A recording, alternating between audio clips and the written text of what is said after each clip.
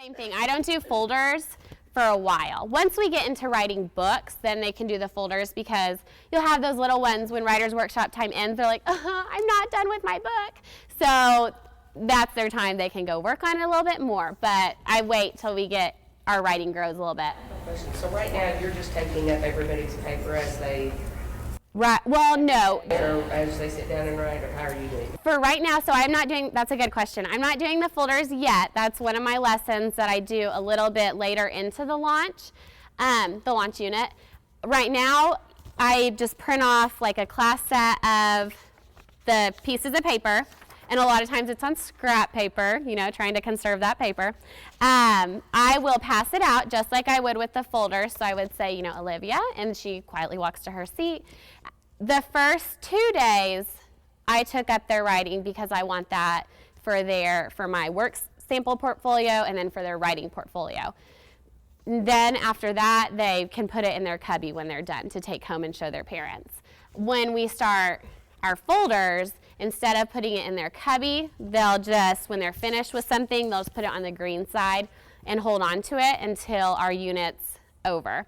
And then they pick their favorite piece, and the rest they can take home to their parents to share. Does that answer your question? Okay, good. In pre-K and K, I know we don't get any paper, but we do this year luckily have paper brought in by our parents. So what I do, I'm just gonna cut them in half and give them a half a sheet.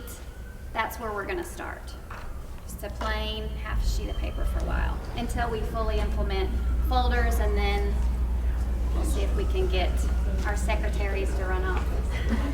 And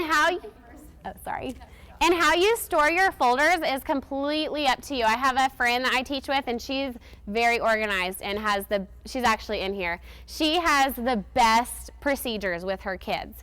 So they keep their Writer's Workshop folders in their book boxes. So when it's Writer's Workshop time, they can go grab they know exactly where theirs is, they go get it, bring it to their table. I am not as great. I keep all of mine in a bucket, and then when it's Writer's Workshop time, my teacher's assistant goes and gets the bucket, and then I pass them out one by one. So, and there's like a million ideas on Pinterest. So if you don't have a great idea for what works for you, you could go steal one from someone else. Because I know she does color baskets by their tables. Yeah, we have table captains, so I'll just say red table captain, go get your Writer's Workshop box. It's a red box because they're the red team at the red table. And then that person also has to look at the names and match them and pass them out, so they're learning each other's names and spelling. And you can find those boxes on Amazon. I'm an Amazon Prime freak. But they're on there in all the colors, all the rainbow colors. And you can get them in cardboard or plastic, so I checked that out. So I haven't purchased You can be those broke yet. and go to Mardell's, which is what I did. Well, I'm going to have to wait till September 20th. Okay. Because this summer's been really long. So again, just make it work for you. That's the beauty of this.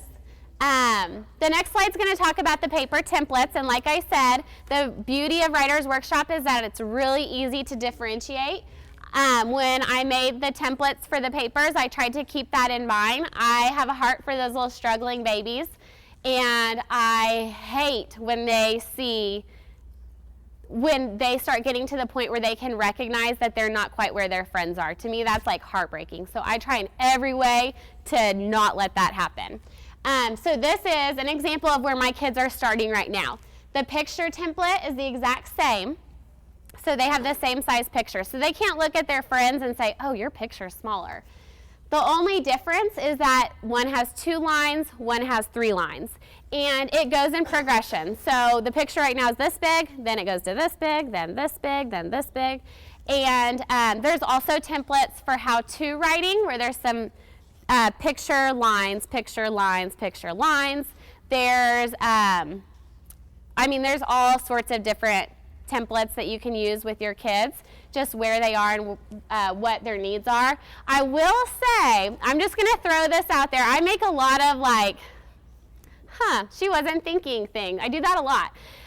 So for years, I would print off the template when my kids get to book writing. I would print off the cover sheet, 25 of them. Then I would print off like 200 of the templates. And then I would sit in Planner, wherever, and count 1, 2, 3, 4, 5, staple, staple, staple. Next one, 1, 2, 3, 4, 5, staple. And it took forever. And then the kids would finish a book and be like, Miss Dias, I want a new book. I'd be like, oh, what can we add to that book? Because I did not want to go make some more of those books. Like, I was done stapling and counting papers.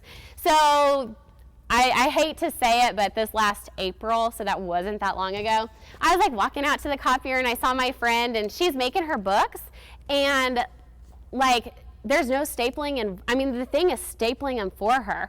And it has the cover page and the 5 writing pages.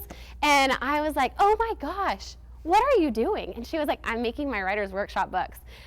It had never dawned on me, like 5 of the same piece of paper, cover page, staple, staple, staple. So if you have a brain that works like mine, I'll just save you some time now and let you learn from my mistakes. So when you get to writing, especially when they're like at 10 pages, I mean, it became a process to make those books. So